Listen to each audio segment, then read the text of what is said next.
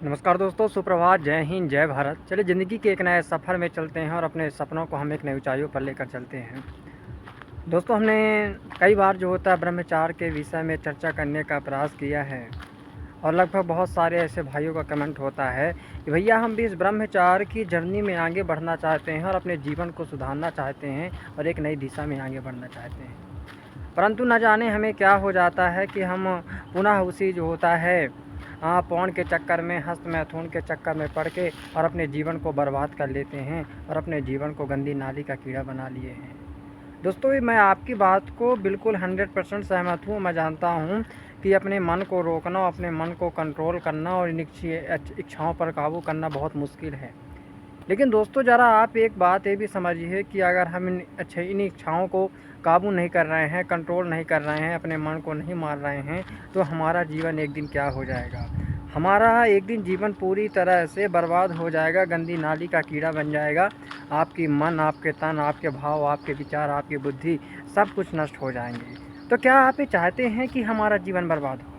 मुझे लगता है कि कोई भी व्यक्ति नहीं चाह रहा होगा कि मेरा जीवन बर्बाद हो, मेरा भविष्य ख़राब हो, मेरा फ्यूचर बर्बाद हो। भाई, मैं तुमसे एक बात कहना चाहता हूँ, कुछ भी करो, कैसे भी करो, अपने आप को सही रास्ते में लाने की कोशिश करो, अपने आप को सही दिशा में लाने की कोशिश करो।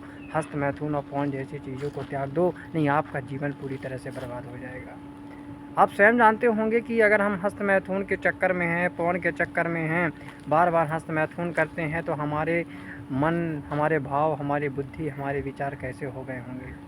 आप देख रहे होंगे कि जिस स्त्री को, जिस महिलाओं को देखते होंगे, हमेशा काम वासना की भावना आती होगी, गंदी नज़र जाती होगी, गंदी दृष्टि जाती होगी और फिर हम वही हस्त मैथुन करके, वही पौन की वीडियो देख के अपने आप में पछतावा करते हैं, अपने आप को राक्षस जैसे समझने लगते हैं। दोस्तों, रियली बात है कि अगर हम अपने आप को कंट्रोल नहीं किए, अपने मन को कंट्रोल नहीं किए, सही दिशा में ले जाने की कोशिश नहीं किए, तो रियली में हमारा जीवन बर्बाद हो जाएगा, रियली में सब कुछ हमारा नाश हो जाएगा।